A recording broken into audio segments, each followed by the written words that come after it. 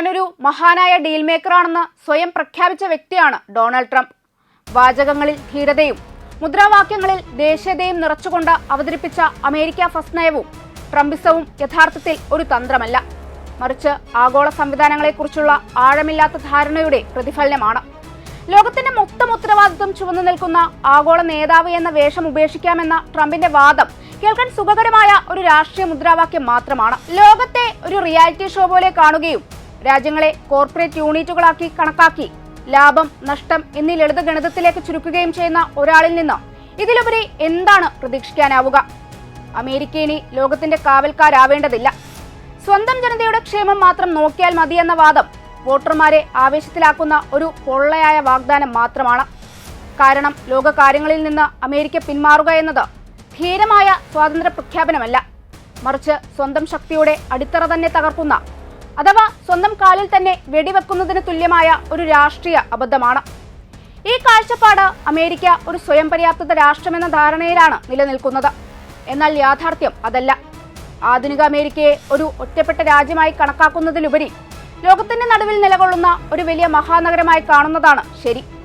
ഒരു മഹാനഗരം ചുറ്റുമുള്ള പ്രദേശങ്ങളെ ആശ്രയിച്ചാണ് ജീവിക്കുന്നത്. അതുപോലെ തന്നെ ലോകം അമേരിക്കയെ ആശ്രയിക്കുന്നത് പോലെ അമേരിക്കയും ലോകത്തിന്റെ മറ്റു ഭാഗങ്ങളെ ആശ്രയിച്ചാണ് മുന്നോട്ടു പോകുന്നത്. ഈ പരസ്പര ആശ്രയത്വം മുറിച്ചെറിയാൻ ശ്രമിക്കുന്നത് പുറത്തുനിന്നുള്ള വെള്ളവും ഭക്ഷണവും വൈദ്യുതിയും വേണ്ടെന്ന് പറഞ്ഞ് ഒരു നഗരം ഒറ്റയ്ക്ക് ജീവിക്കാൻ ശ്രമിക്കുന്നത് പോലുള്ള ഒരു പ്രതീതിയാണ് നൽകുന്നത്. അതൊടുവിൽ ആ നഗരത്തെ തന്നെയാണ് തകർക്കുക. അമേരിക്ക ഇപ്പോഴും ലോകത്തിലെ ഏറ്റവും നൂതനമായ സമ്പദ് വ്യവസ്ഥകളിൽ ഒന്നാണ് എന്നത് സത്യമാണ്. പക്ഷേ ഈ നവീകരണത്തിന് പിന്നിൽ എന്താണ് പ്രവർത്തിക്കുന്നത് എന്ന ചോദ്യമാണ് പ്രധാനപ്പെട്ടത്. ക്വാണ്ടിറ്റേറ്റീവ് ലഘൂകരണം പോലുള്ള നയങ്ങളിലൂടെ അമേരിക്ക വലിയ തോതിലുള്ള പണം സമ്പദ് വ്യവസ്ഥയിലേക്ക് ഒഴുക്കുന്നു. സാധാരണ ഭാഷയിൽ പറഞ്ഞാൽ പണം അച്ചടിച്ച് വിപണിയിൽ വിടുന്നു. ഇതിലൂടെ ഓഹരി വിപണികൾ ഉയരുന്നു, പുതിയ കമ്പനികൾ പിറക്കുന്നു, നിക്ഷേപങ്ങൾ ഒഴുകുന്നു. എന്താണ് വിജയിക്കുന്നത് എന്നറിയാൻ എല്ലാം പരീക്ഷിക്കുന്ന ഒരു സമീപനമാണിത്. ഈ സംവിധാനം ഇത്രയും കാലം തകരാതെ പ്രവർത്തിച്ചത് ഡോളർ ലോകത്തിന്റെ റിസർവ് കറൻസി ആയതിനാലാണ്. ഡോളർ അമേരിക്കയിൽ മാത്രം ചുറ്റുന്ന ഒന്നല്ല, അത് ലോകം മുഴുവൻ സഞ്ചരിക്കുന്നു. അതിനാൽ തന്നെ അമേരിക്കയുടെ ഏറ്റവും പ്രധാനപ്പെട്ട കയറ്റുമതി ഉൽപ്പന്നം ഡോളർ തന്നെയാണെന്ന് പറയാം. ലോകത്തിന്റെ വിവിധ ഭാഗങ്ങളിൽ നിന്നുള്ള വിദ്യാർത്ഥികളും ശാസ്ത്രജ്ഞന്മാരും എഞ്ചിനീയർമാരും അമേരിക്കയിലേക്ക് ആകർഷിക്കപ്പെടുന്നതും ഇതേ കാരണത്താലാണ്. അത് ദേശസ്നേഹത്തിന്റെ വിളിയല്ല, അവസരങ്ങളുടെ ആകർഷണമാണ്. പണവും ഗവേഷണവും വിപണിയും ഒരിടത്ത് കൂടിച്ചേരുമ്പോൾ ആളുകളും അവിടേക്ക് ഒഴുകും. ലോകത്തിലെ ഏറ്റവും വലിയ ഉപഭോക്തൃ വിപണിയായി അമേരിക്ക തുടരുന്നതും ഈ മഹാനഗരത്തിന്റെ സ്വഭാവത്തിന്റെ ഫലനമാണ്. എന്നാൽ ഈ ശക്തി നിലനിൽക്കുന്നത് രണ്ടു കാര്യങ്ങളിലാണ്. അതിലൊന്ന് പരിധിയില്ലാത്ത ധനസൃഷ്ടിയാണ്, മറ്റൊന്ന് ലോകത്തിന്റെ സാമ്പത്തികവും രാഷ്ട്രീയമായ പ്രക്രിയകൾ അമേരിക്കയുമായി ചേർന്ന് നിൽക്കുന്നു എന്നതാണ്. ഈ ബന്ധങ്ങളിൽ ഏതെങ്കിലും ഒന്ന് തകരുമ്പോൾ മുഴുവൻ സംവിധാനവും കുലുങ്ങും. അമേരിക്ക ഇന്ന് നേരിടുന്ന പല സാമൂഹിക സാമ്പത്തിക പ്രശ്നങ്ങളും യാദർശികമായി ഉണ്ടായതല്ല. അവയുടെ വേരുകൾ രാജ്യത്തിന്റെ മഹാനഗര സ്വഭാവത്തിൽ തന്നെ ആഴത്തിൽ പതിഞ്ഞിരിക്കുന്നു. നിർമ്മാണ മേഖലയിലെ ജോലികൾ പതുക്കെ ഇല്ലാതാകുന്നത് എന്തുകൊണ്ടെന്ന് ചോദിച്ചാൽ അതിനുത്തരം വളരെ ലളിതമാണ്. ആഗോള സമ്പദ് വ്യവസ്ഥയിൽ മൂലധനം ദേശസ്നേഹത്താൽ നയിക്കപ്പെടുന്നില്ല, ലാഭമാണ് അതിന്റെ ഏക മാനദണ്ഡം. തൊഴിൽ ചെലവ് കുറഞ്ഞതും ഭൂമിയും വിഭവങ്ങളും വില കുറഞ്ഞതുമായ പ്രദേശങ്ങളിലേക്ക് ഉൽപാദനം മാറുകയെന്നത് ഒരു ആഗോള സാമ്പത്തിക നിയമം പോലെയാണ്. അമേരിക്ക പോലുള്ളൊരു സാമ്പത്തിക കേന്ദ്രത്തിൽ ഫാക്ടറികൾ നിലനിർത്തുന്നതിനേക്കാൾ അവ വിദേശത്തേക്ക് മാറ്റുന്നതാണ് കമ്പനികൾക്ക് കൂടുതൽ ലാഭകരം. അതിന്റെ ഫലമായി ഒരു കാലത്ത് രാജ്യത്തിന്റെ അടിത്തറയായിരുന്ന നിർമ്മാണ തൊഴിലാളി വർഗം ഇന്ന് തൊഴിലില്ലായ്മയുടെയും അനിശ്ചിതത്വത്തിന്റെയും പിടിയിലായി. അസമത്വം വർദ്ധിക്കുന്നതും ഇതേ ഘടനയുടെ മറ്റൊരു മുഖമാണ്. ലോകത്തിന്റെ വിവിധ ഭാഗങ്ങളിൽ നിന്നുള്ള ആളുകൾ മെച്ചപ്പെട്ട ജീവിതം തേടി അമേരിക്കൻ മഹാനഗരത്തിലേക്ക് ഒഴുകിയെത്തുന്നു.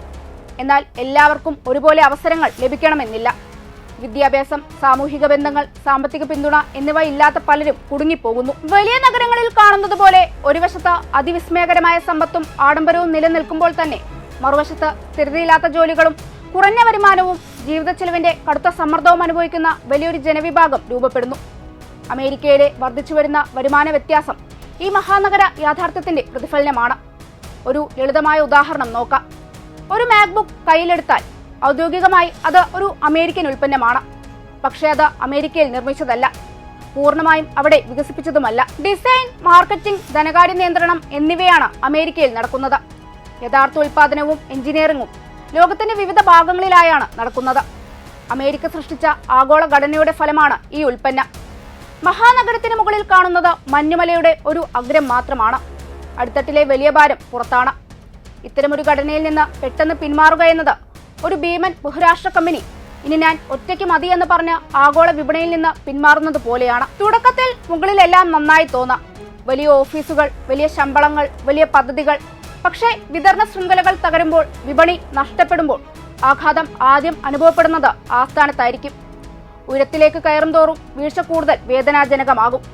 ട്രംപിന്റെ സമീപനം ഇതേ പ്രശ്നം ആവർത്തിക്കുന്നു. ചിലവ് കുറയ്ക്കൽ, ജീവനക്കാരെ കുറയ്ക്കൽ, ലാഭകരമല്ലാത്ത കാര്യങ്ങൾ ഒഴിവാക്കൽ എന്നിവയെല്ലാം ഒരു കമ്പനിക്ക് യുക്തിസഹമായേക്കാം. എന്നാൽ ഒരു മഹാനഗരമായ രാജ്യത്തിന് ഇത് അപകടകരമാണ്. അന്താരാഷ്ട്ര സഹകരണത്തിലൂടെ നിർമ്മിക്കപ്പെട്ട ഉൽപ്പന്നങ്ങൾക്ക് തീരുവ ചുമത്തുന്നത് വിതരണ ശൃംഖലകളെ തകർക്കും.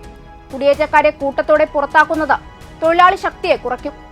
ആഗോള കാര്യങ്ങളിൽ നിന്ന് പിന്മാറുന്നത് അമേരിക്കയെ തന്നെ ഒറ്റപ്പെടുത്തുകയും അതിന്റെ ശക്തിയുടെ അടിത്തറ തകർക്കുകയും ചെയ്യും. അതേസമയം ഒരു വശത്ത് ട്രംപ് അമേരിക്ക ലോക കാര്യങ്ങളിൽ നിന്ന് പിന്മാറണം, മറ്റുള്ളവരുടെ പ്രശ്നങ്ങൾ തന്റേതല്ല എന്ന വാദം ഉയർത്തുമ്പോൾ തന്നെ മറുവശത്ത് മിഡിൽ ഈസ്റ്റിൽ ശക്തി പ്രദർശനം, ഉപരോധങ്ങൾ, സൈനിക ഭീഷണികൾ, ആണവ കരാറുകൾ തുടങ്ങിയ കാര്യങ്ങളിൽ തിരക്കിലാണ്. ഈ വൈരുദ്ധ്യമാണ് ട്രംപിസത്തിന്റെ യഥാർത്ഥ മുഖം. ലോക കാര്യങ്ങളിൽ നിന്ന് വിട്ടുനിൽക്കുമെന്ന് പറയുമ്പോഴും അമേരിക്കയുടെ ശക്തി നിലനിർത്താൻ ലോകത്തെ തന്നെ നിരന്തരം സമ്മർദ്ദത്തിലാക്കേണ്ടി വരുന്നു. ഇറാനുമായുള്ള ഈ ഏറ്റുമുട്ടൽ അമേരിക്കക്ക് ആഗോള ഇടപെടലുകളിൽ നിന്ന് പൂർണ്ണമായും പിന്മാറാൻ കഴിയില്ലെന്ന സത്യത്തിന്റെ ഏറ്റവും പുതിയ തെളിവാണ്. ഇറാൻ വിഷയത്തിൽ സ്വീകരിച്ച കടുത്ത നിലപാട് അമേരിക്കയെ കൂടുതൽ സുരക്ഷിതമാക്കിയിട്ടില്ല, മറിച്ച് പുതിയ സംഘർഷങ്ങളുടെയും അനിശ്ചിതത്വങ്ങളുടെയും വലയത്തിലാണ് തള്ളിവിട്ടത്. ആഗോള വിശ്വാസ്യത ക്ഷയിക്കുകയും സഖ്യകക്ഷികൾ പോലും സംശയത്തോടെ നോക്കുകയും ചെയ്യുന്ന സാഹചര്യത്തിൽ അമേരിക്ക ഒറ്റയ്ക്ക് ശക്തിയോടെ നിൽക്കുമെന്ന ധാരണ കൂടുതൽ പൊള്ളയായി തീർന്നിരിക്കുന്നു. ഒരു മഹാനഗരം പോലെ അമേരിക്കയുടെ ശക്തി അതിന്റെ ബന്ധങ്ങളിലാണ്. ആ ബന്ധങ്ങൾ വെട്ടിമാറ്റുമ്പോൾ അവശേഷിക്കുന്നത് ശക്തിയല്ല, ഒറ്റപ്പെടലാണ്.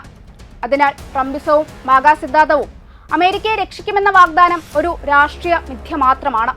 അത് അമേരിക്കയെ രക്ഷിക്കുകയല്ല, മറിച്ച് അതിന്റെ തകർച്ചയെ മാത്രമാണ് വേഗത്തിലാക്കുക.